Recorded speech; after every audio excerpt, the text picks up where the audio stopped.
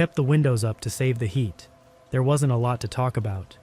Highway 50 at night is basically a long tunnel made out of darkness. You watch the paint stripes in your own headlight beam and you try to stay awake.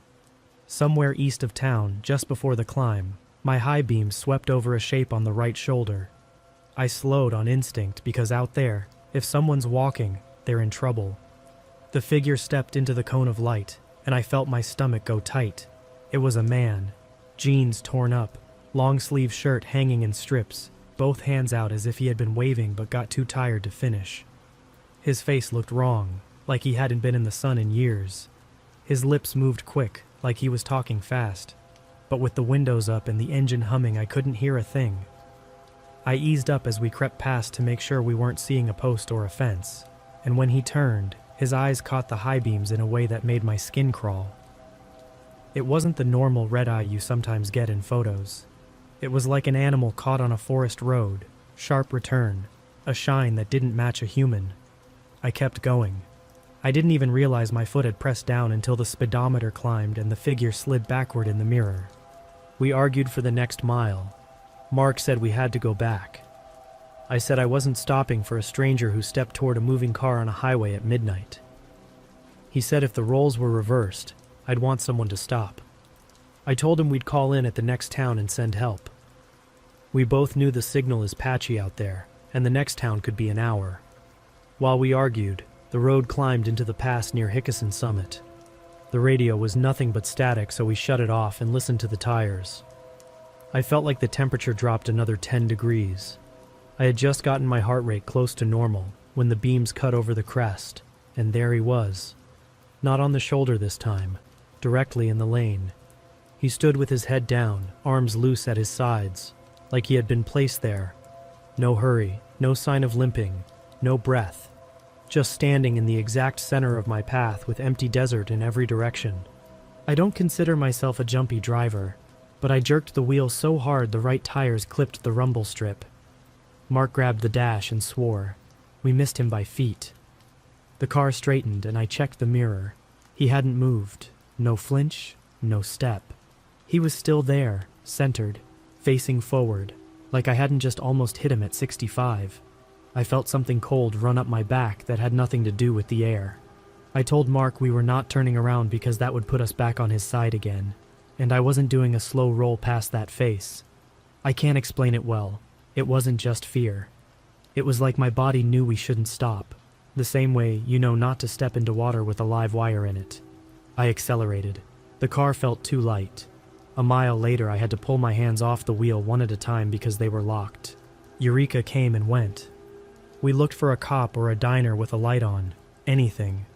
But the town felt like it was sleeping hard. I kept the speed at a steady 70 because I couldn't make myself go slower. The gauge nudged higher than normal once like the thermostat stuck, then dropped again. Mark started rubbing his arm and said it felt like something cold had been pressed against his sleeve back when we swerved. He asked me to check behind us. I said no. I didn't want to look. I kept my eyes forward and told him to keep an eye on the right shoulder in case anyone else was out there. He didn't answer, which was worse. We both sat in a kind of focused silence that felt like pressure, like if either one of us said the wrong thing, it would make whatever was out there more real. The last long stretch before Ely is straight enough that you can see the faint glow of town from miles out when the clouds lift. We didn't get that comfort. Heavy clouds kept slipping in front of the moon, and the darkness felt complete enough that the headlights looked smaller than they should have. We were halfway across the basin when the man stepped into the lane again, so close and so sudden that I didn't process how there was any ground for him to come from. 1 second, empty asphalt. The next, he was there at the edge of the beam, then full into it, like he had timed his step for the exact moment we would have no choice but to hit him or swerve. I didn't brake. I don't know if that was smart or stupid, but the thought of giving him time to reach us turned my brain off. I went right, tires biting the shoulder. His face passed through the center of the beam, and for the first time I saw it clearly. His skin was pale enough to make the veins stand out. His lips were split and moving like he was repeating the same phrase over and over. And his eyes. There was that same sharp reflection, a predator's light at the wrong end of a desert. As we went by, his right hand was up as if to touch the fender. I heard a metallic tap, almost nothing, more like a coin bumped into a hubcap than skin. And then we were past, and there was nothing in the mirror but our own headlights bouncing in the darkness. We didn't stop. I don't care how that sounds.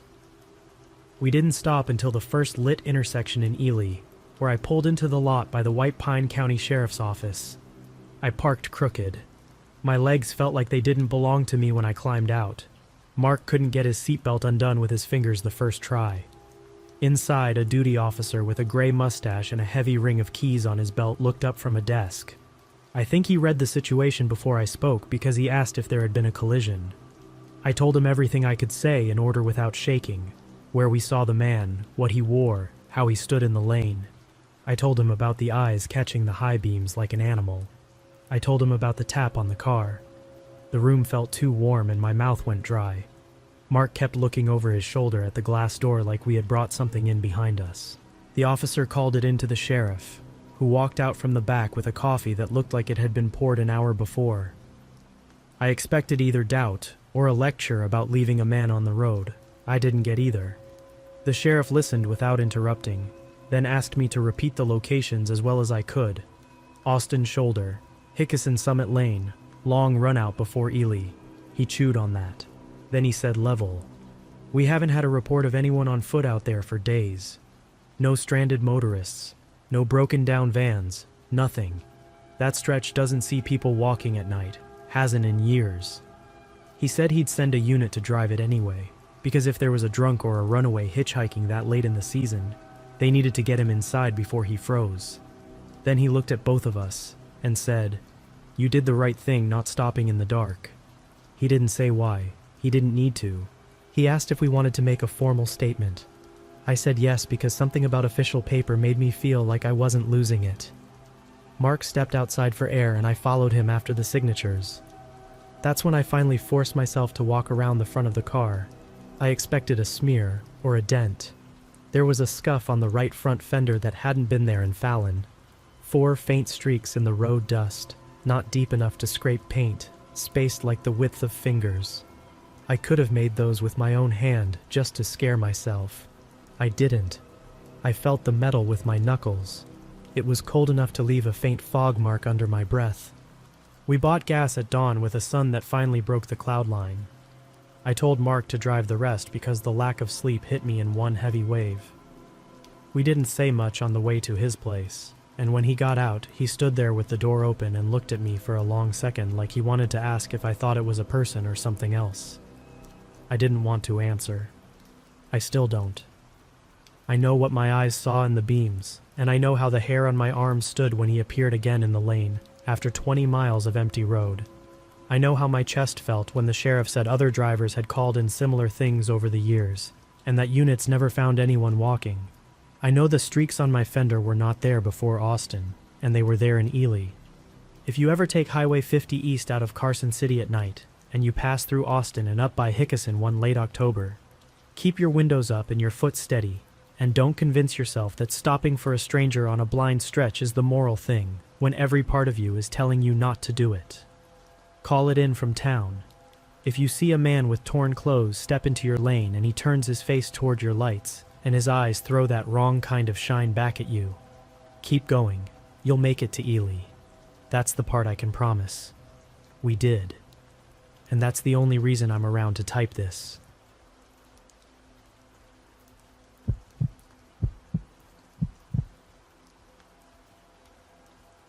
If you ever drive the Blue Ridge Parkway after midnight, and a deer steps into your lane but doesn't run, don't inch forward.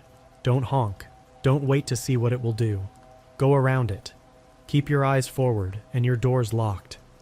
If it turns its head slowly like it has to think about the motion, you're already in the part of the night where bad stories start. I learned that the hard way. I was 21, a junior at Appalachian State in Boone, and I was driving home to Hickory for the weekend.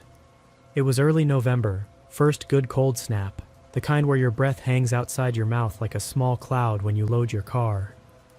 I left later than I planned because I had a paper due, and by the time I got on the Blue Ridge Parkway, it was close to 1 in the morning. I'd done that stretch in daylight plenty of times. Overlooks, trailheads, people with cameras, the whole brochure. But at that hour, the road turns into something else.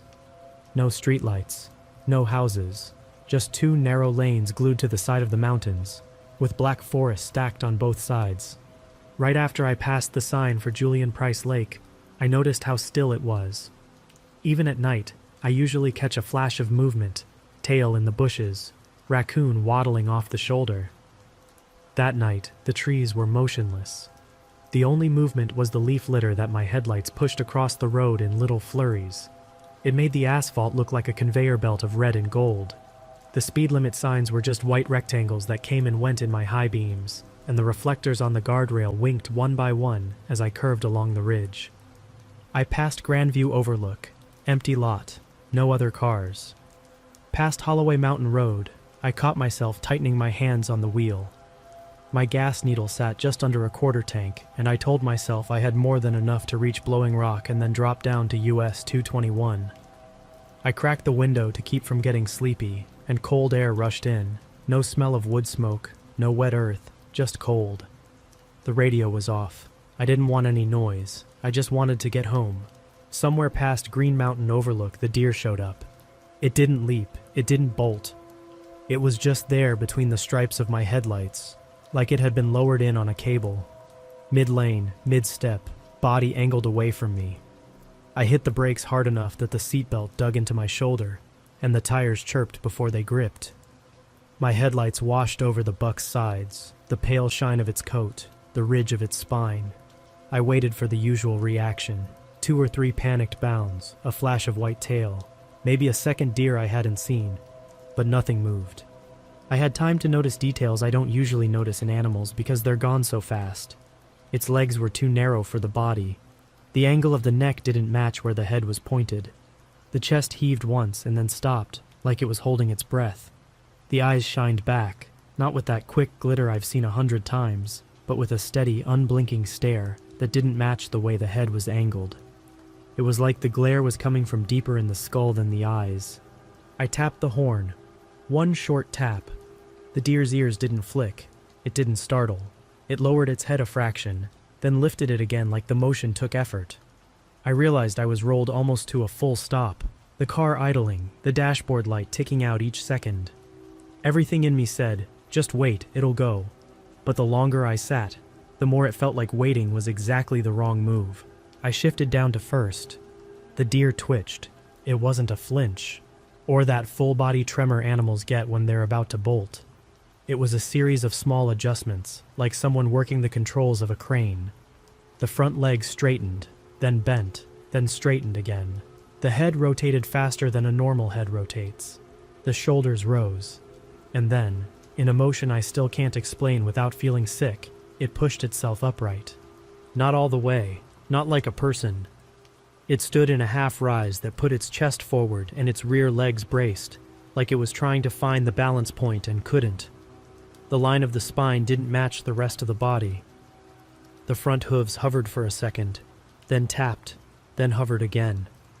My high beams threw the shadow of that shape against the rock wall on my left, a long stick figure version of the animal that didn't match the way the joints should bend.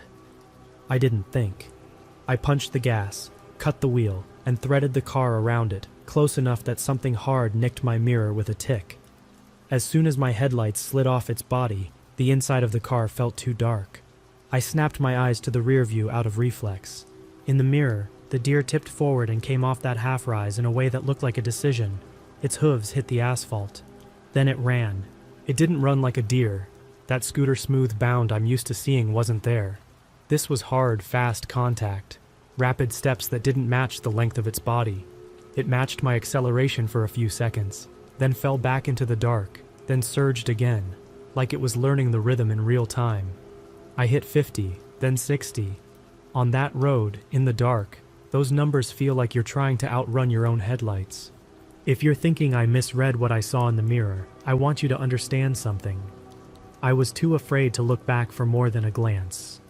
Every time I checked, I caught a slice of motion and the shape of antlers tilting forward, the angle of a neck that didn't match the strain of the body, the staccato flash of hooves on pavement. It was there. It was close enough to make me think I could feel the vibration of each footfall through the steering wheel. I kept the car tight to the center line and tried not to overcorrect on the curves. The guardrail on my right flicked by in regular flashes. I told myself over and over, just get to Blowing Rock, just get to 221. There's a ranger station, there's a phone, there's light. My gas needle dipped past the eighth of a tank mark. I thought about the way the road looks just before Moses H. Cone Memorial Park, the open meadow that breaks the trees, and pictured that as my first safe place. I kept pushing. Twice I lost sight of it and thought I was free. Twice, it came back into the mirror like a burst of footage. Antlers down, legs moving too fast for a body that big, the silhouette stretched out by my taillights. The second time it cut off into the trees. I didn't trust that. I didn't trust anything except the next bend and the next sign and the thought of a door I could bolt from the inside. I hit the turnoff for US 221 and took it too fast. Tires squealing, car rocking once on the suspension. The small lot for the ranger station sat in a pocket of gravel and dark. The building is nothing dramatic. Low roof, a porch, a single lamp near the door. It might have been closed. I didn't care. I killed the engine and the car's fan spun down in that high whine that sounds like a sigh, and I was suddenly aware of how loud my breathing was inside the cabin. I got out and ran. The gravel slid under my shoes. My hands shook so hard I slapped the door instead of the wood frame on the first try. On the second, I pounded until my wrists hurt. Footsteps, deadbolt sliding. The door opened 6 inches, and a sleep puffy face looked out at me over a chest with a badge. I must have looked wild. I pushed a rush of words at him. I almost hit a deer. It stood up. It ran. It chased. It didn't move right. It's back there. Can I please come in? And he didn't tell me to calm down. He opened the door, let me in, and turned the deadbolt. The light inside was fluorescent and too white. The office smelled like coffee that had burned on a hot plate and old paperwork. There was a map of the parkway on the wall with pushpins running up and down the ridge. Behind the desk, leaned into the corner, was a pump-action shotgun. I stared at it without meaning to. He noticed and didn't comment. He asked me to sit. I told him everything. The points where I was sure of what I saw, and the points where my memory chews the images to pieces. I told him about the stillness before it, the way it moved, the way it almost kept up the second it slid into the trees. I told him about the way it stood. He didn't laugh. He didn't accuse me of drinking. He didn't act like I was playing a prank. He just listened. His face didn't change much, but there was a small tightness in how he held his jaw. When I finished, he stared at the desk for a long moment, then said, "You're not the first person to tell me that this season." He said it flat. He didn't make it creepy. He said it like he was reciting a fact he wished he didn't have to recite. He asked what section I was in when I saw the deer. I gave him the last overlook I'd passed. He nodded once like that matched something he had, then asked if I wanted coffee. I said yes, even though the smell of it made my stomach jump. He didn't turn on any outside lights, and he didn't open the door again. Instead, he picked up a radio and spoke into it quietly, giving mileposts that put a unit in the general area I'd described. He told whoever was on the other end that there had been another night sighting, and then some numbers I don't remember. He asked my name and my phone number, and I gave both. Here's the part people argue with me about. He didn't try to explain it away. He didn't offer a story about a lame buck, or a head injury, or rutting season making animals act strange. He didn't say the word disease. He didn't give me a safe box to put the image in. He poured coffee into a white foam cup, put it on the desk, and said, "You can stay until sunup." I asked him if he'd seen it. He took a second to answer. "Not the way you did," he said. The radio muttered again, something about fog near Price Lake and no movement on the shoulder. The ranger clicked the transmit and gave a couple of short answers, and then left the mic on the desk. He sat back in the chair and looked at the map of the parkway on the wall, like he was thinking about more points than the pushpins showed. I stayed until dawn. The window went from black to gray, to that pale blue that makes everything look flatter and safer. The coffee went cold. The ranger told me I could follow him down to town if I wanted, and he would turn off onto his route after we got to the traffic lights. I took the offer. We drove the short stretch to 221 in a line, his truck in front, me behind, my hands still tight on the wheel like a clamp. When the first gas station sign lit up in the morning light, I started to feel like my heart could beat at a regular pace again. Before he turned off, he looked at me from his open window and said, "Don't run the parkway at night by yourself. Not this month. There are things I'll leave out of this because I don't want to feed the tourist blogs that try to turn every story into a loop trail for thrill seekers. I'm telling it because you might be a student like me, or a graveyard shift cook headed home, or a nurse trying to save 15 minutes by avoiding town. You might think you know every curve and pull-off. You might think nothing can surprise you because you've seen deer 100 times and driven that road 100 more.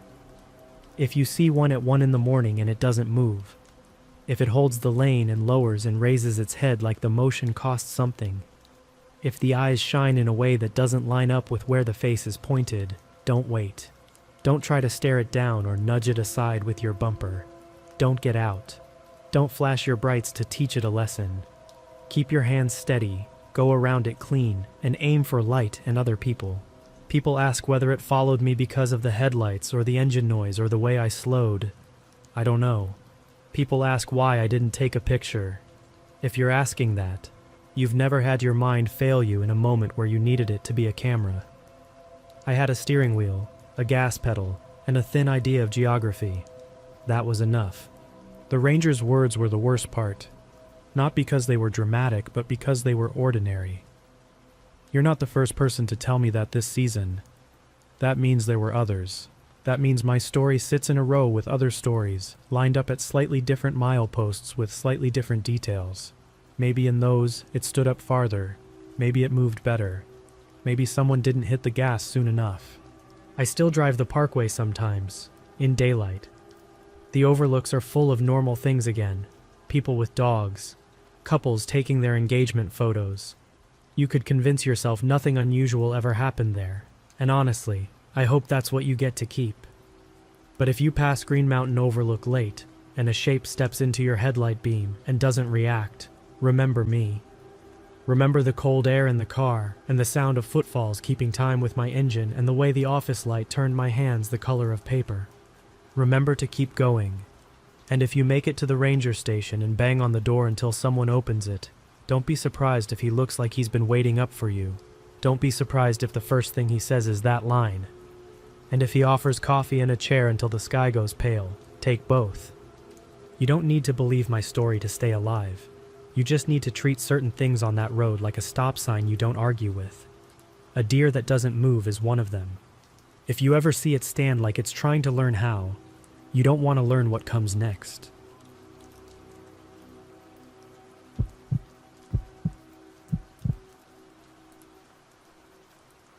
I'm Jason. I grew up in Troutdale, Oregon, and I've been hunting since I was a kid. Nothing hardcore, weekend stuff, mostly elk scouting with my buddy Mark. We stick to public land, check the maps, clean up after ourselves, go home tired and sore and happy. Late September is our favorite time near Mount Hood. Cool air, less traffic, good chance to see sign. This story happened on a Sunday night. We broke camp near Government Camp later than we should have. We were dragging. We wanted cheap burgers and Sandy and our own beds. We loaded the Ford, tied down the cooler, killed the fire with water, and hit the road. We missed a turn.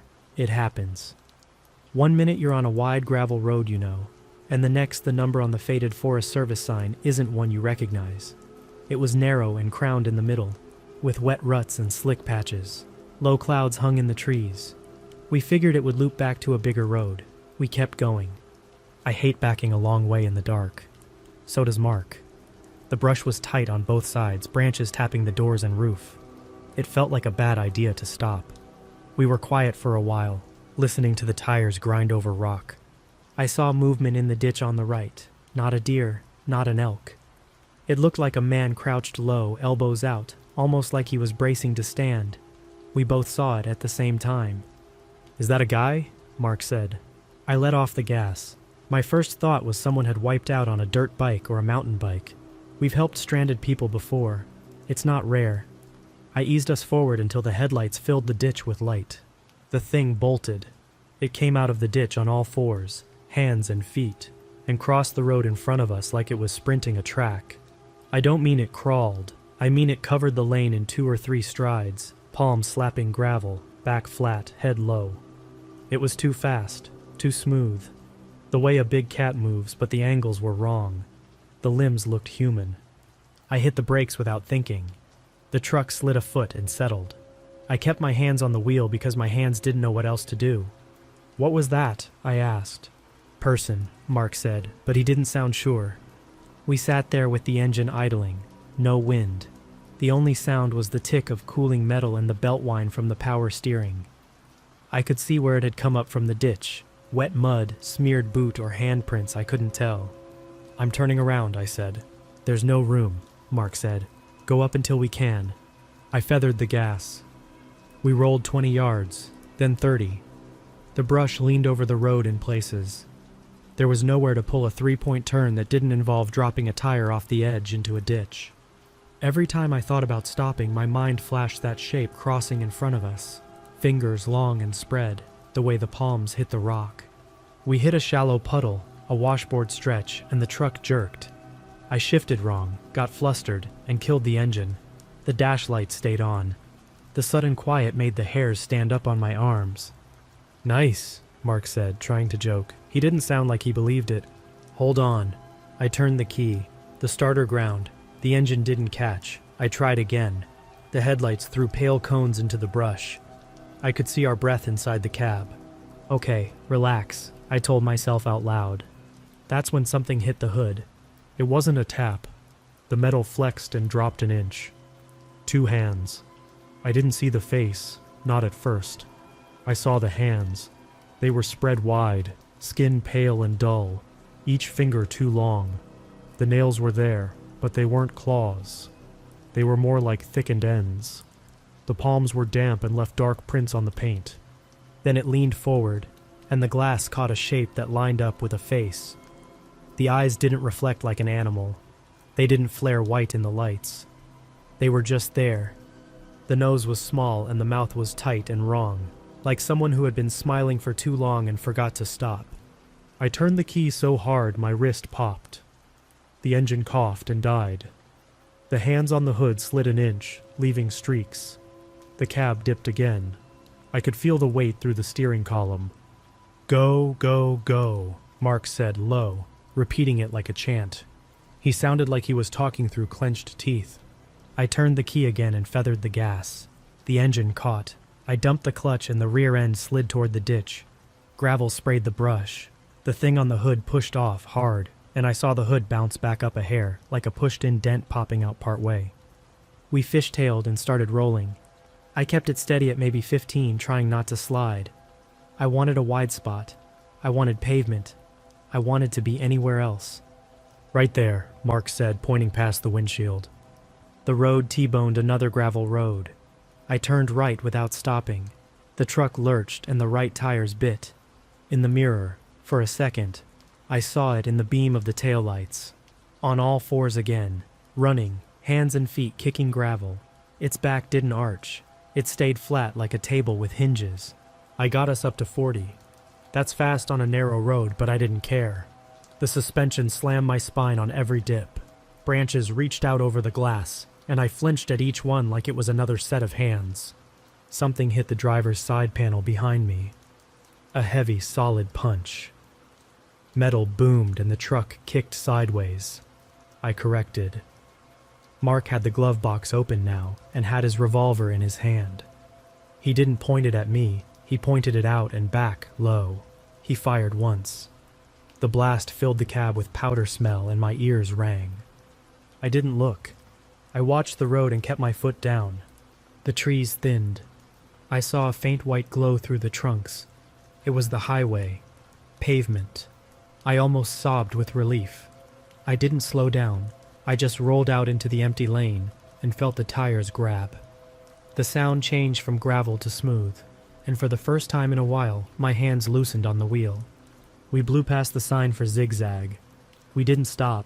We didn't talk. We rolled into Sandy and pulled into the first all-night gas station we saw. The lights there felt like a stage. A normal one. with a soda machine humming and a cashier watching a small TV. We got out of the truck together. We walked to the front. The hood had 2 deep dents about a foot apart, angled slightly in. You could see where the metal had creased. Between them, 4 gouges on each side raked toward the grill, not clean lines like a tool would make, but rough, torn channels. The paint was shredded. The bumper had a smear of dark stuff across it like used motor oil, but sticky. I touched it with one finger and wiped it on a paper towel. It came off black and gray. On the driver's side panel, behind the door, there was a fist-sized caved-in spot and another group of those rough, scraped lines.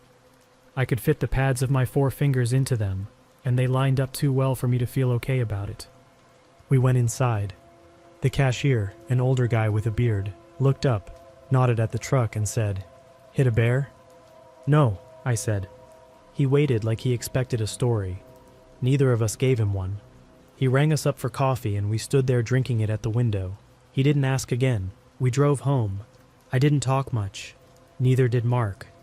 I dropped him at his place in Gresham and then went to my place and sat in the driveway for a while with the engine off. In daylight the next morning, it looked worse. You always notice more when you're not shaking. The hood was creased where the hands had been. The bumper had 4 deep grooves in the steel like someone had dug in to pull themselves up. The side panel had that caved spot and scuffed lines leading into it.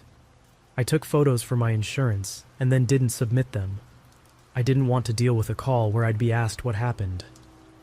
I brought the truck to a body shop in Sandy later in the week. The guy there ran his thumb over the gouges and said, "Looks like you hooked a piece of rebar."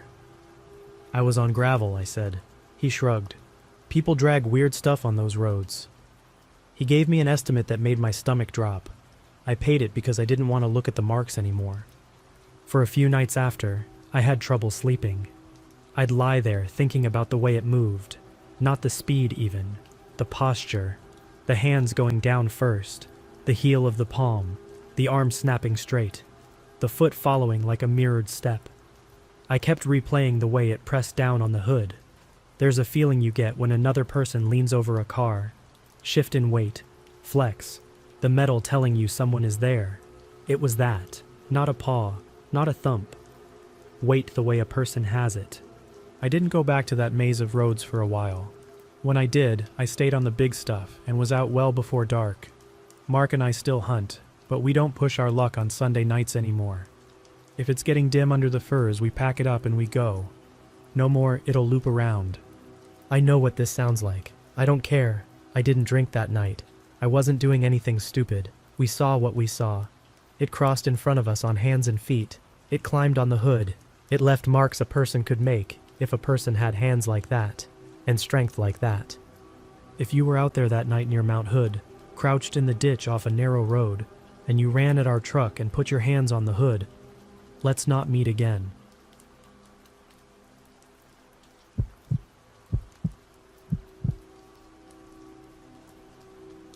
I'm a 29-year-old parts runner for a construction supply yard in Hattiesburg, Mississippi. I run drywall, fasteners, and small equipment to job sites up and down Highway 49. Late October of last year, I took a last-minute delivery up to Wiggins and finished the drop after 10:30 p.m. It was one of those cool nights where you can finally turn off the AC and crack the window. I've driven that stretch between Wiggins and Hattiesburg more times than I can count. Long straightaways, then easy curves, timber on both sides, narrow shoulders with shallow ditches that hold water after rain. I've got a newborn at home, so I was thinking about bottles and sleep and trying not to hit a deer. Between the little communities of Brooklyn and McLaurin, I rolled the window down a few inches to get some air. That's where this starts. The first sound didn't make me hit the brakes. It was faint and came from the right side, through the cracked window and engine noise. Short, broken cries with that high pitch that hits you right in the chest if you've ever held a baby. I told myself it was a night bird or a TV from a trailer I'd just passed. I drove another mile. The highway surface changed to chip seal near a work zone, loose aggregate ticking the wheel wells. I slowed to about 50, then 45, because that stuff can kick the tail out if you're dumb. The cries came again, closer this time. I dropped to 25 without thinking, flipped to high beams, and swept the right ditch. Kudzu, grass wet with dew, beer cans in the gravel, and dark water in a shallow slough. The cries stopped the second the light hit that side. I don't consider myself the kind of person who stops on a highway shoulder at night. I've been told 100 times that nothing good waits in a ditch after dark. But if you've had a baby at home, you know what that sound does to you. My foot eased off the brake. I let the truck creep forward on the fog line, trying to look without pulling over all the way or shutting it down. The air smelled like wet leaves and mud. No houses lit up, no porch lights. Just the faint orange wash from Hattiesburg sky to the north. I told myself I would look until the next green sign, and then I'd call it in. Something ticked the passenger door, not loud. Pebbles snapping under weight, the way they do when you step off the shoulder. I sat up straight and looked across the bench seat. Nobody there in the mirror. Nothing in the headlight cone except grass and that black slot where the culvert ran under the road. I eased the truck forward another 10 yards. That's when the crying started again, from just outside the light on the right, and it wasn't moving away. It was keeping pace, stopping when I stopped, starting when I rolled. I decided to leave. I straightened the wheel and came off the brake. It stepped into the beams like it had been waiting for my decision. Tall, too thin. Layers of filthy clothes hanging off it. Bare calves streaked with mud to the knee. The head was tilted forward in a way I first read as drunk or sick. But when it turned, I saw the mouth. The jaw hung off to one side, loose the way a joint looks when it isn't seated. The sound coming out of that open mouth was the same high, choking cry I'd been hearing, but you could feel the chest behind it, a grown adult pushing that pitch. One arm came up and reached for the driver's door, as if it had done this before, and knew right where to go. The fingers were long and white under the mud, flexing like they were already around the handle. I didn't think about it any more than you think about pulling your hand off a hot pan. I shoved the shifter into drive and stood on the gas. The rear end trembled over the loose rock and then bit. Something slapped the door, wet and heavy, and there was the faint screech of skin or fabric skimming metal just below the window. I kept the wheel straight and aimed for open road. I did not look at the face again. I do not think I could have done anything useful if I had. The work zone had me boxed in for a few 100 yards. Cones stacked on the left, fresh chip seal on the right, and a shallow S-curve with a warning sign. I couldn't just hammer it to 60 without risking a spin. I held it at 25, then 30, then tried for 40 as the curve opened. In the side mirror, I saw movement right on the edge of the taillight wash. The figure was sprinting along the shoulder, cutting the inside of the curve the way a runner does to shave distance. The sound kept coming in quick bursts, not words, not even close, just that broken childlike pitch, and then lower gasps when it had to breathe. For 200 or 300 yards, it matched me, and I hated how long that distance felt at that speed. The straightaway opened up and I gave it more. 45. 55. The figure fell back a step at a time until it was just a small shape at the edge of the red light, and then it dropped behind into the dark and I couldn't see it at all. I didn't check the mirror again. I kept my eyes forward and drove like the road was trying to throw me off. Somewhere in there, near the end of the work signs, something thunked off the rear quarter panel. It wasn't a heavy hit, more like a tossed rock, or maybe a hand catching a corner of the truck as I pulled away. It was enough to make my shoulders jump. It was not enough to make me slow. I didn't stop again until I was under yard lights on Edward Street. It was 11:25 p.m. by the clock in the truck. My hands were shaking so hard I had to sit for a minute and press them flat on my thighs. I told myself I had imagined the hand on the door. It was the only way I was going to be able to get out and walk around. I forced myself to do it anyway because company policy says you report contact if anything or anyone hits the truck. I walked around the front with the headlights still on and looked at the driver's side. Streaks. 4 of them. Angled down and back from the top of the door toward the handle. Mud. Not oil. Not paint. The kind you get when you slide off a ditch bank and try to catch yourself. There was fine grit caught in the rubber around the window. The handle itself had a darker smear that looked like a thumb drag. Along the bed, right behind the wheel, a dull scuff about the size of a fist.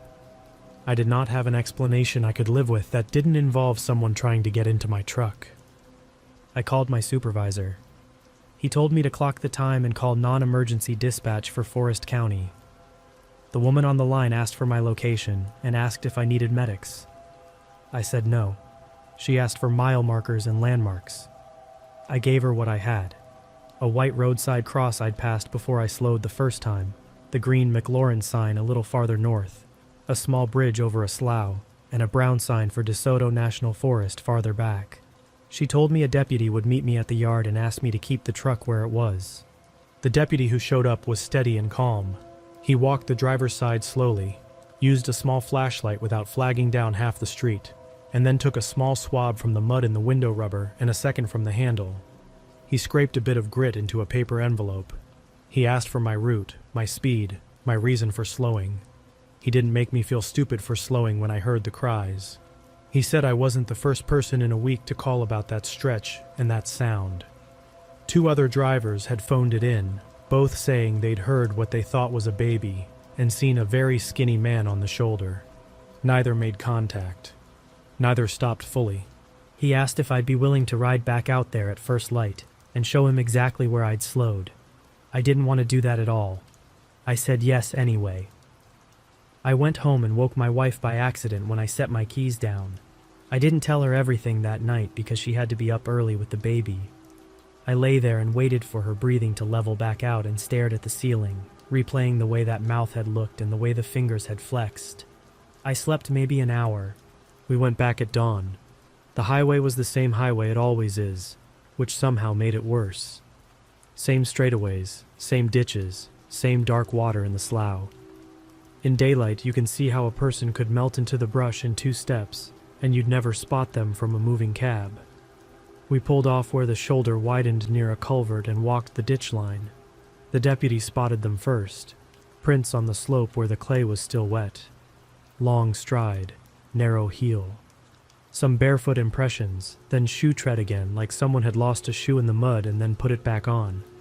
20 feet off the shoulder, under a curtain of kudzu, there was a packed-down spot with a cut brush screen in front of it. A little blind, nothing fancy, just branches leaned and woven to make a dark pocket. On the ground was a stained blanket balled up like a nest in a crumpled food wrapper. No electronics, no speaker. Farther down, flush with the fog line where a driver easing over would run it right over, lay a shortboard with roofing nails driven through at an angle. You would not have seen it at night until your tire was hissing. Another scrap of board showed scrape marks where someone had dragged it, probably planning to set it in the lane when a car slowed. A strip of torn blue cloth was caught on a low sapling right at shoulder height, where a driver's open window would line up if they leaned out. The deputy radioed, bagged the board and the blanket, and flagged a second car to set up a watch farther down the line. He told me plainly that I had done the right thing. He didn't dress it up as anything mysterious. He said they'd had problems before with people figuring out what sound will make a driver hesitate, and that the jaw could be an old injury that gave the impression of something worse. He asked me to come by later and give a statement under oath, so the timing and locations were clear if they found someone. I said I would. I asked him what I should tell my wife. He said to tell her I was fine and that they were working it. I went back to the yard, scrubbed the door hard enough that my knuckles hurt, and tried to go about the day like it was any other day. It wasn't. Every time the baby cried that week, I felt my body react in a way I had never felt before. Not fear, something colder. I kept seeing that hand on the door in the yard lights. I started taking the Evelyn Gandy Parkway when I could, and avoided the corridor between Brooklyn and McLaurin after dark. They called me a week later just after sunset. Another driver had phoned in the sound near the same culvert. Forest County and Stone County had planned a joint patrol after the nail board. The plan, as they explained it, was simple. Stage a plain pickup on the shoulder, with a deputy pretending to be a tired guy checking a map or looking at a tire, and park a unit dark about a quarter-mile back. Wait, listen. They didn't make me go to the scene for that. I got the rest later, piece by piece. The crying started from the ditch behind a brush screen just off the culvert. The plane truck eased forward like he'd changed his mind. A gaunt man came out hard from the brush, fast like a runner clearing a hurdle. He went straight for the driver's door and reached for the handle with his right hand. The jaw looked the same as what I had seen, tilted, loose, maybe an old dislocation that had never healed. His forearms were scored with old scratches. They lit him up with takedown beams and pinned him before he could vanish back into the ditch. On the ground with him were a short pry bar, a small nail board like the one they'd found the week before, a folded baby blanket that smelled like sour formula, a cheap plastic pacifier with tape wrapped around the shield to use as a bite piece, and a handful of zip ties. In his pocket was a utility knife. I'm not a forensics person, but they told me enough that I understood. The partial palm smear lifted from my door had a gap across one of the lines where a scar cut through the ridges. He had a healed diagonal scar in that exact spot on his right palm. The grit from the window rubber matched that ditch's clay when they compared it to the board they'd bagged earlier. The shoe tread they'd cast from the wet slope lined up with the worn pattern on one of his mismatched sneakers. None of that is magic. It's just hard work over a week by people who take it seriously. They interviewed him. I wasn't in the room, but the deputy told me the basics when I came in to sign my statement. The man said he'd been living rough in the timber stands along 49, and occasionally riding north and south with a day laborer crew when he could. He said he figured out that the high-pitched cry made people slow, especially if they had kids. He'd been practicing making the sound by biting down on the pacifier and forcing the pitch up. He admitted he had set the nail board out, planning to pull it into the lane if he got a chance, and he carried the pry bar to wedge a door if it didn't open. He said he wanted trucks because they're easy to sell parts off, and because people in trucks leave cash in the console more than car drivers do. He did not say he wanted to hurt anyone. He did not say he didn't. He kept it to taking what he could take. They charged him with attempted carjacking, possession of a burglary tool, placing a hazardous object in the roadway, and reckless endangerment. The ADA pushed it fast because of the pattern. I got a call 2 weeks later saying he'd taken a plea. I didn't ask for the number of years. I didn't ask for his name. I don't need it in my head any more than it already is. I know this sounds like something a bored teenager would post to get a rise. I also know what it felt like to watch a grown man keep pace with my truck at 25 on loose rock, while making the sound my infant makes when she is hungry and scared. I know what it felt like to see 4 muddy streaks on my door at midnight under yard lights, and realize that they lined up exactly with someone reaching for the handle. I know what a nail board looks like in daylight and how invisible it would be at night. Since then, I've changed a few small habits. I don't pull over on that corridor unless my engine is on fire. If I hear a sound that doesn't make sense for where I am, I call it in and I keep the wheels rolling. I drive with the window cracked less than an inch after dark. I keep a clean glove in the door pocket so if I ever have to check something outside the cab at night, I don't have to put my bare hand where someone else's hand was. I use the Evelyn Gandhi Parkway more. The last line here is simple. If you hear a baby where a baby shouldn't be on a highway shoulder, call it in and keep moving. There are people who will go check with backup and lights and training. I got lucky because I didn't stop and because the road was slick enough to make me choose speed over curiosity. I'm writing this because I don't want luck to be the only plan anyone has.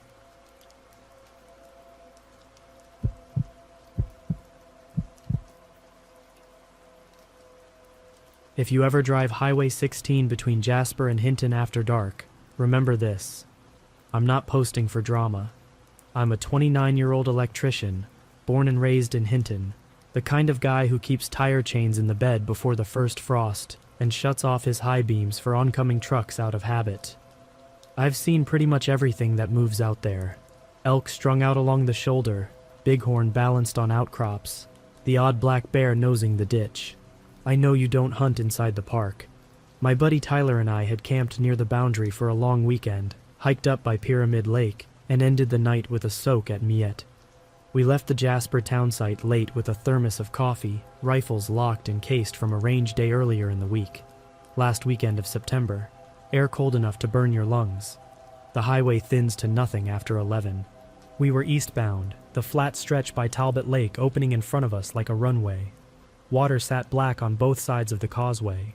The brush along the ditch had that silver crust you get when the temperature drops fast. You can always see a faint glow in the distance where the park's east gate lights hang over the road, and farther still the smear of Hinton. It's a straight run most of the way. If you've driven it, you know the feeling. The world narrows to the lane, the paint, and whatever your headlights can hold. That's where we saw it. Off the right shoulder, a dark shape slumped against the grass. It looked like a fresh moose hit. One hind leg lay twisted at a bad angle. Breath hung in a low cloud over the ditch. I hit the hazards, eased down toward 40, and told Tyler to watch for a kilometer marker so we could call it in when we had bars.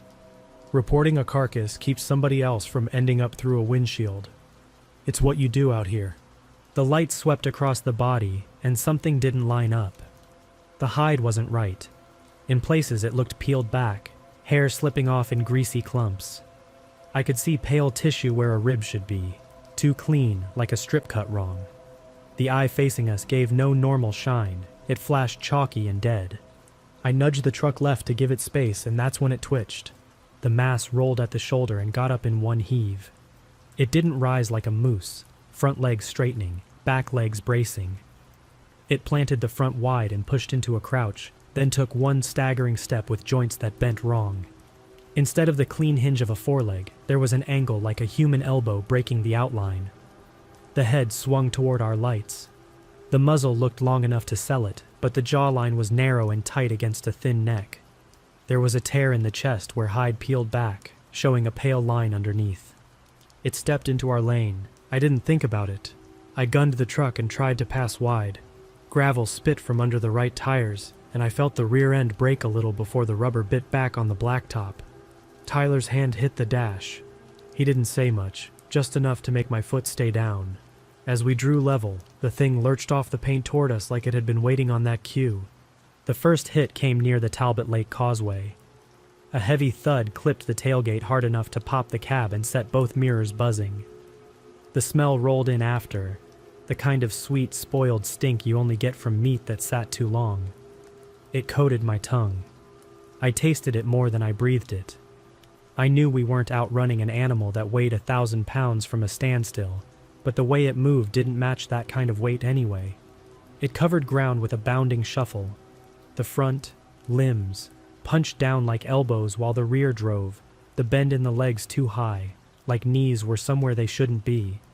I kept it pinned and watched the speed climb. The highway there isn't a place to play hero. You keep it straight and you keep it smooth. In the side mirror, I caught a smear of dark shape with that pale rip across the chest and once the white flash where an eye should reflect. No glow, no magic, just wrong. Landmarks clicked by. The green sign for Miette Hot Springs Road flashed on the right. The cabins down there threw a dull glow into the trees. We blew past the junction and I didn't lift. The orange dome over the east gate grew brighter with every second. The moose veered out of the direct beam, dropped into the dark strip along the tree line, and paced us. It would surge when we bled speed for a curve, then fall back when the road straightened and I could hold 90. There was method in it, like it knew where the light started and ended. When we hit the gate area, I ran the truck straight under the lamps by the closed kiosk and on toward the big lit signs. I didn't look back until the highway was empty behind us. The smell still rode in the cab, sour and thick, and there was a tremor in my hands I only noticed when I tried to reset the cruise. We didn't talk about turning around. We didn't talk at all. Hinton's canopy lights might as well have been a lighthouse by then. We pulled into the 24-hour gas station right off the highway. Semis idled at the edge of the lot. Harsh white bulbs threw shadows under the canopy. I must have looked as bad as I felt because the guy behind the counter watched us from halfway across the store before we even stepped inside. "Is there a number for Parks Dispatch?" I asked. "Or Fish and Wildlife?" He studied my face, then Tyler's, then the truck, then said, almost bored, "You're not the first ones this week about a half-dead moose near the flats." That sentence took more heat out of me than the run from the gate. He handed over the number. I called from the forecourt, gave our names, our truck, our direction, and the landmarks, east of Talbot Lake before the Miette Road turn. The dispatcher didn't sound surprised. She told us to wait. A parks warden would meet us at the station. She also looped in Alberta Fish and Wildlife and Royal Canadian Mounted Police. They showed about 20 minutes later. Green and white parks truck, a Fish and Wildlife SUV, and then a police cruiser. We walked them around our tailgate. There was a fist-sized dent low on the right corner, and a smear of hair and something oily dragged across the metal seam by the taillight.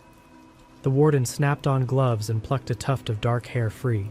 He bagged it. I tried to hand him the story fast so I wouldn't rethink it. Wrong joints, tear in the chest, flat white eye, the way it hugged the dark. The warden and the officer exchanged a look that wasn't for us. The police asked whether we were willing to follow back as far as the gate so they could check the shoulder under the lights. We said yes. Under the lamps at the entrance, the world felt sane again. They had us tucked behind the warden's truck, and then we moved west, shoulder to shoulder with flashlights throwing bright cones into the ditch. It didn't take long. You get used to what normal traffic leaves on a shoulder. Bits of rubber, glass glitter, old snowplow gravel, boot prints from tourists who needed to pee where they shouldn't. This wasn't that. We found a drag line angling up from the ditch, like something heavy had been hauled to the edge. 2 parallel scuffs tracked along the pavement. Thin, rubbery streaks that weren't tire width.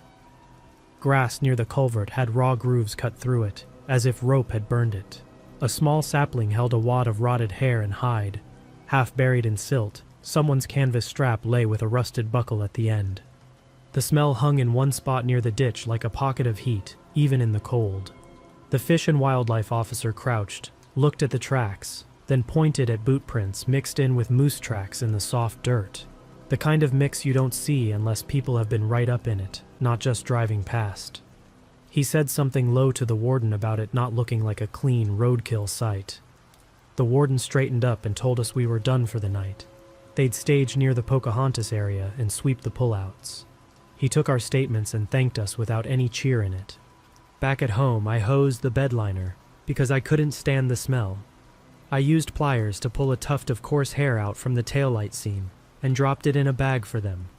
I slept badly and woke with the taste of rot still ghosting my mouth. Around noon, the police officer called. They'd found a man just north of the highway near the old Pocahontas mine access. He tried to slip into the bush when they pulled up, but what he was wearing slowed him. They stopped him by the foundations of an old structure. The officer wasn't sharing for gossip.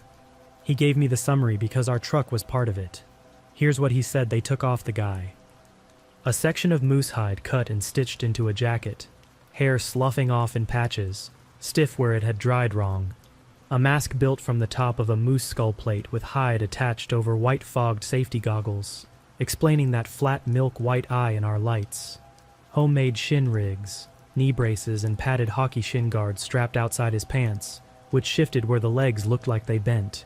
2 short poles with rubber crutch tips lashed to the ends, used like front legs when he dropped into a crouch and walked on them.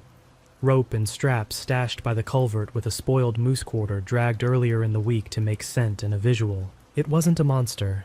It was a man who had learned how to look like one long enough to make you stop. As for motive, there was nothing clever about it.